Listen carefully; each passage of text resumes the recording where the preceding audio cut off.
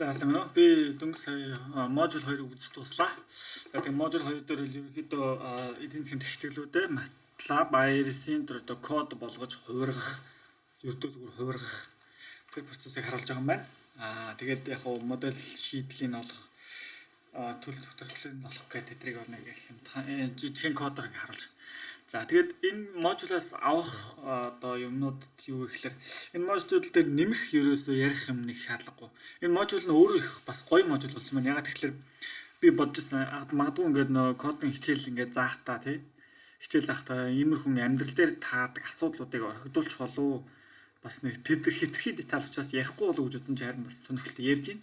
Тэгээд яриад байгаа асуудлууд нь юу вэ гэхээр одоо энэ модулийг комплект хийх гэдэг бүх ингээд бүх хувьсгчид ихтгэлүүд measurement equation одоо measurement variables гэдэг тэр бүхнийг ингээд тодорхойлоод тэгээд одоо энэ semicolon ч байна тэргээл те semicolon төгссөн байна. Тэгээд бас тэгтгэл хооронд урт тэгтгэл level шууд ингээд урт тэгтгэл level бас semicolon-гүй шууд ингээд өргөжлөлөө явуулж болно. Тэгмэсэл одоо тиймэрхүү ингээд жижиг сэтгэлдлүүдийг харуулсан нь бас сонирхолтой бас зүйтэй болсон юм шиг санагдлаа. Тэгээд яг уу transition variables гэдэг байна. Transition shocks гэж байна. Тэгээд энэ хувьсгчийн нэршил гэдэг жоохон өөр юмнууд миний одоо таснаас жоохон өөр юмнууд байна. Миний GitHub-ийн хичээл байгаа шүү дээ. Миний GitHub-ийн хичээл econ modeling гэдэг YouTube дээр econ modeling гэдэг курс хичээлүүд байгаа. Тэгээ first-ээс ахгуулаад одоогоор бол 8 хүртэл. За 8-ийг нь би рекорд хийгээг баг. 6-ыг нь рекорд хийсэн байна уу. Тэгээд энэ байгаа. Энэ дээр одоо би жишээ нь одоо Ford дээр очиод Ford-ийн моделийг харъялаа. Модель гэж нэрлэнэ үү яа хамаагүй гэдэг нөө манай одоо курсын багш маань тайлбарлаж байгаа тийм. Тэгээд миний одоо ингээд загварыг ингээд харах юм бол өстэй хичээлд ажилласан. Одоо энэ Ford гэдэг Ford хичээлдээ 5 дахь хичээл дээр байгаа хаа. Видео хичээлийг харах юм бол байж байгаа. Хувьсгчд маань жижигээр нэрлэгдсэн. Тэгээд миний бодлоор арай илүү дасан жижиг болохоор тэр нь илүү зүгээр харагдаад байна. За Ford нараа биш байна. 15, 16 за 60-ийн модуль бүр илүү комплекс баг одоо энэ курс үзэж байгаа нь адилхан хэмжээний илүү урт тийм байгаа. Тийм. За тэгээд тийм байна. Convention жоох өөр юм байна. Би бол бас өмнө хэлж ирсэн бах. Энэ курс дээр комент өгч дуусчаад өөрийнхөө хичээлүүдийг цааш үргэлжлүүл явна гэж. За тэгээд энэ дээр бас анзаарах сонирхолтой юм гэх юм бол capital non capital нэршил байгаа. За модулийг комплект хийхэд үүсдэг асуудлууд байгаа. За тэднийг ингээд дутуу нэр дутуу өгөх, илүүдэл тэгштэл байх, параметрийнхаа утгыг оноогоогүй байх гэх мэтчлэн асуудлууд байгаа. Тэрийг ингээд дурдж ярьсан сонирхолтой байна. Тэгээд өөр нь мэдээж бас хүн болсон 9 жирийн алдаа хийн л дээ. Тэгээд одоо заримдаа одоо энэ одоо ингэ яатсан ба. Энэ параметруудын хамгийн их нь p гэдэг p structure гэж тодорхойлоо явуучих шүү дээ. P за structure тодорхойлохгүй MATLAB-д шууд p гэдэг энийг шууд үүсгэж явуучих болох. FFC дээр харуулж байна. За p гэж үүсгээд ингээд FFC даад p дээр 2 одоо ингээд за тэгэж яваад гэхдээ заримдаа ингээд p гээ structure гэж тодорхойлж өгдөг. Олон гэдэг файлуудыг холж явах үед мартчих үе байдаг. Тэгэхээр ингээд ажиллахгүй 9 жирийн алдаа яриаг алдаанууд бас зөндөө гарна хөгжилтэй. Тэгээ за энэ бол стандарт яг миний загвар дээр ч гэсэн миний хичээлээр ч гэсэн ингэж яг яаж иймэрхүү маягаар харуулж байгаа. Тэгээ solve хийх нь харагдаж байгаа. Steady state-ийг олох нь харагдаж байгаа. Тэгээд миний видео хичээлүүд дээр бол ер нь яг одоохондоо яриаг байгаа ч гэсэн solve steady state олоход цаана яг ямар кодууд ажилладаг вэ? Blanchard-Kahn condition гэдэг. Blanchard-Kahn condition steady state тэр ч өөр тэгээд за Blanchard-Kahn condition асар чухал condition. Тэгээд эдгээр яаж ажилладаг юм бэ гэдгийг би ярина. Одоохондоо яриаг байгаа. Тэгээд энэ дээр бол Iris-ийн код байгаа. Iris-ийн кодыг ухах юм бол тэгээд яаж бодогдож байгаа нь олдно. Тэгээд dinar эдгээр ч гэсэн dinar гэдэг нь Iris-ийн нөгөө Iris-ээс өөр нөө DSG загвуудыг тооцоолдог байгаа шүү дээ. toolbox тэрнэр гэсэн solve яаж хийдэг гэдгийг курсүүдээр цаашаа ярих ба. Миний ер нь курсүүд цаашаа нэлээд нарийн. Одоо энэ бол ингээд зүгээр ингээд ингэнэ гэж хайчиж байгаа байхгүй. Тэгээд үр дүн дээр үр дүндээ анхаарч байгаа учраас гол хөгжүүлэлт дээр анхаарахгүй батар нь үлж байгааг бас энэ дээр орхидуулж байгаа гэсэн үг. Тэгээд ингэж орхидуулахын зөв л дөө заавал мэдэх албагүй шүү дээ. Тэгэхээр миний хувьд миний нөгөө хувийн курс маань өөрөө илүү бүр нарийн байх зорилготой учраас явж үзнэ. Тэгээд дараа нь тэгээд steady state-ийг ингэж гаргаж авч байгаа юм. Тэгээд тэр нөгөө хувьсгчтай окей. За тэгээд яаж юм тийм байна. Тэгэд энэ ч нөө foreign sector ярьж байгаа гадаад секторыг тэр нөө гадаад сектор дээр одоо нэг л гадаад гэдэг юм гадаад л гэдэг нэг юм байгаа юм шиг ярьж байгааз.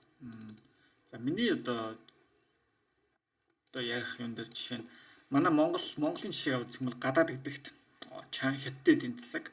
За тэгээд Оросын эдийн засаг, Америк, Европ эдийн засаг яг бус эдийн засгаа төлөвлөд ороод явж болно. Би энэ чи бол дэлгэрэнгүй ярихгүй нэг л эдийн засаг, нэг л гадаад гэсэн эдийн засаг байна гэж ярих юм шиг байна. За миний хувьд бол дэлгэрүүлж ярина. Тийм өөр байна. Тийм нөө текстилүүдээ ингээд зохиож авахад нэг бичээл хувьсгсан нэмэл айгүй ингээд төвхтэй байгааз. Unorganized ихэндээ би яг тэгж эхэлдэг. Тэгэл би бол ажил дээр ч гэсэн яг тэгж эхлэв. Нааш явж байгаа. Тэгээд сүүлд нэг юм ингээл сайхан нааш цааш нь болгож нэгтгэл одоо энэ гоё дашуудыг оруулж өгөөд одоо блок дээр ирэх юм бол энэ бол за уу энэ чи Philips group байх шүү. Энэ чи одоо Ice group байх шүү гэдэг тусна ялгаж өгөөд ингээ явдаг. Тэгээд сүүлд нь гоё зэгцэлж байгаа юм л да. Тэгээд ингээ зэгцлэхээр асар хэрэгтэй. Дараа сүүлд нь ингээ харахад байдаг. За тэгээд зэглэж байгаа баахан энэ алдаанууд баахан алдаа тулгар нөө орхиж бариад нэмэх юм дутуу орхижсэн илүү нэмсэн ингээд тэдний ингээд шийдэж тэгэл янда. Нэг ингээд загвар босгоход чинь баг яг ер нь бол бус тус манай компани хувьд маш олон улсуудын хувьд хийдэг учраас нэг шинэ улсын хувьд загвар ингээд зохиохдоо бусад улсуудаас хуулаад хийждэг. Тэгэхээр харьцангууд нэг цагийн дотор ч юм уу нэг модель баг босгоод ирж боломжтой. Яг нь модельээ цаашаа сайжруулад улсынхаа онцлог тохируулна. Гэхдээ ерөнхийдөө бол суур нь бол 1-2 цагийн дотор ингээд бус улсуудаас хуулаад гэл босгоод ирж болдог. Яг нь энэ асуудал үүсэх юм бол баг хагас өдөр хаяад зарцуулнаа. Амар том модель болоо тий. Тэгээд debugging гэдэг нөгөө keyboard чи ингээд M файл да математикийн файл дотор энэ keyboard гэдэг өчгөр айгүй гоё ингээд keyboard зүгээр нөгөө юу гэдэг бааз юу breakpoint би ажил дээр бол keypoint хэлчихдэг. Хэдл одоо уншуулж үзье. Read errors за тэгээд CD7 tab хэлээ ls гэдэг дотор нь юу харж байгаа тийм. За тэгээд Бидмоо тэгвэл the key гэдэг keyboard-ийн шилжиг зогсож байгаа. За тэгвэл одоо хэдлээ хүү гэдэг юу байна вэ гэдэг p гэдэг хувьсгч байна гэж. P-ийг ингэ дараа харах юм бол ингэ хөшлөг нотон. Тэгээд db stack гэдэг харах юм бол хаан зогссон гэдэг харж байгаа. Line дээр зогссон байгаа шүү гэж. Тэгээд db cont гэдэг харах юм бол цааш нэг үргэлжлүүлээд хаан зогсож байна. db stack хаан зогсноо харч. Яны зогсон уу гээ? Энэ юу байсан юм шүү. db cont нь үргэлжилжсэн юм шүү те. Тэр db cont зүгээр үргэлжилжсэн юм. Тэгээд зогсчлаа гэж бодсон чинь. За тиймэрхүү байгаа. Тэгээд одоо энэ тийгээд за яасан. Одоо өөр юу энэ ч нөгөө нэг асуулт байгаа байхгүй. Энэ ч exercise гэдэг. Тэгээд энэ ч нөгөө learning activity 4 гэдэг. Энэ ч ингээд асуулт. Тэгээд би 0.5-ыг олсон. Тэгээд олохын тулд одоо энэ version 6-гийн 7 exercise гэдэг энэ дотроос модулыг засаад параметрыг утга дээр засаж иж нэг юм 0.5 гэж олсон. Тэгээд олохдоо энэ Excel-ийг ашиглаад яг ер нь бол олоход аюу төвхт болох учраас их тэгшэл болгоно ингэж бичиж чаад тэгээд айл хувьсгчийг тайлбарсан байна гэдгийг нь хараад тэгэхэд Тэгээд энэ чинь duplicate нь болохоор LZ ингээд аяг их ингээд тавцлаад. Тэгэхээр энэ чинь ингээд харахаар юу гэсэн юм LZ bar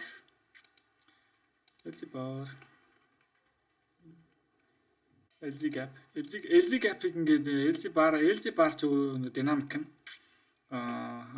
LZ bar тренд LZ-ийн тренд ч өөрөө ингээд явж байгаа. Энд чинь ингээд явж байгаа тийм. Тэгээд level нь угсаа ажиглалтаар өгч нь ажиглал биш ээ. Энэ хөрөг өгч нь. Тэр gap нь энэ чинь ингээд тоглосон. Тэгснэ gap нь дахиад ингээд энэ чинь тодорхойлогдоод gap нь ингээд хоёр удаа ингээд тодорхойлогдсон redundant болчиход ойлгомжтой учраас LZ gap-ийнх нь энэ 23 дугаар лайны хэштегийг нь хасч өгсөн.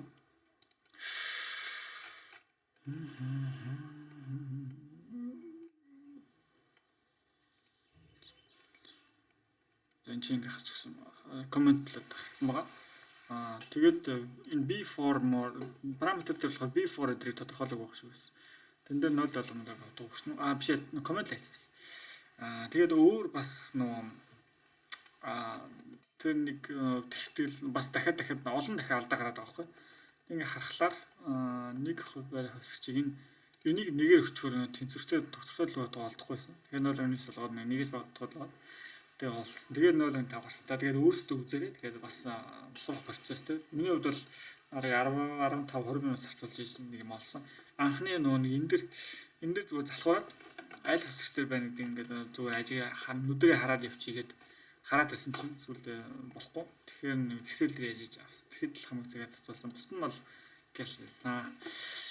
Яа, тэгээд 0.5 гэдэг баримжаа өглөө шүү. За. Тэгээд одоо яа. Би тэгээд зүгээр сонирхолтой байх үднэс одоо ингээд энэ модуль бол тэгээд за тэгэхээр ингээд загварыг босголоо. Тэгээд энэ дээр ажиллаж ийн гэдэг ерөнхий мэдээлэл өгч байна. Энэ загвар дээр өөр нэг нэмэлт мэдээлэл өгөх шаардлага юм шиг санагдаж байна. Юу энэ дээр одоо би сая одоо ингээд алдаг засахын тулд ингээд өөрчлөлгээд л шүү дээ. Өөрчлөлгээд одоо хаана өөрчлөснөө одоо ингээд харж чадахгүй ингээд өөрөө ингээд санахгүй бол ингээд олж чадахгүй. За энэ асуудлыг юу шийддэг вэ гэхээр version control system гэдэг. Тэгээ version control system ярихаар git гэж ярина. SVN гэдэг хамгийн алдартай хоёр ингээд хувь байгаа. Git SVN хоёрыг ашиглаад тэгээ энийг онлайн дээр та өөрийнхөө ингээд энэ код файлуудыг онлайн дээр одоо нэг газар repository гэж байгаа. Нэг газар хадгалаад тэгээд өөрчлөлт ингээд ямар нэг цэг ингээд өөрчлөх юм бол энэ өөрчлөсөн шүү гэдэг энэ чинь тэмдэглэгээ энэ төр гарч ирдэг байхгүй. Энэ чинь өөрчлөлт хийсэн гэдэг тэрийг хадгалах уугүй юу асууад тэгээд хадгалах юм бол он дээр онлайн хөлбөр чинь ингээд апдейтлэг тавьчихна. Тэгээ нэг бүх олон үнэтэй ингээд хөгжүүлэлт хийж яхад хамтдаа ингээд код хөгжүүлж яхад олон талаас ингээд кодуудаа шинжилээд тэгээд хин хаана юу өөрчлөлт хийсэн бүх түүхээ ингээ хараад иж болдог. Тиймэрхүү давуу талтай юм байгаа. Зүгээр мэдгүй хүмүүс танилцуулахад. Тэгээ энэ бол асар чухал. За тэгээд би бас яаж өөрийнхөө хувийн юун дээр GitHub дээр харуулж байгаа. Гэхдээ тэр GitHub дээр харуул автоматжуулахад энэ MATLAB код бүгдийг автоматжуулж болно. Автоматжуулахад GitHub-аас илүү SVN гэдэг нь илүү юу тохиромжтой байгаа. Буюу манай компани хувьд хийжсэн. Бид бас тэрнтэй адилханаар хийгээд бодож байгаа. Тэгээд SVN болон GitHub-ыг ингээд өөрийнхөө курсээр танилцуул явна. GitHub-ыг бол бүр ярьсан байгаа. SVN-ыг бол тэгж яагаад ярина. Би өөрөө ингээд repository үүсгэж байгаа. Тухайн компани repository байсан болохоор. Одоо тэгээд зүгээр хэлээ сонирхуулах үүднээ за яшиг дөө та нар өөрсдөө ингэж хийчихгүй дөө. Тэгээд би тэгээд энийг хийгээд оноо авчих. Та нар ч гэсэн өөрсдөө хийгээд оноо аваад тэгээд нэг бүсэл хийгээд оноо аваад явсан хамгийн чухал их сурах юм. Шантрахгүй одоо залхуурахгүй. Ингээд нэг залхуур хүрж байгаа л за жоохон явчих гээл нэг 5 минут гүрийчгээд үүдэн магадгүй тэнгэр газар шиг яргаад тавьчихдаг тий. Тэгэхээр тэрийг ингээд бодоод асуудалтай бүгдийн сайн хийгээд яваарай. Тэгээд бас эндээс юу сурах вэ гэж биш. Жижигээс гэсэн юм сурна гэж бодод. За амжилт.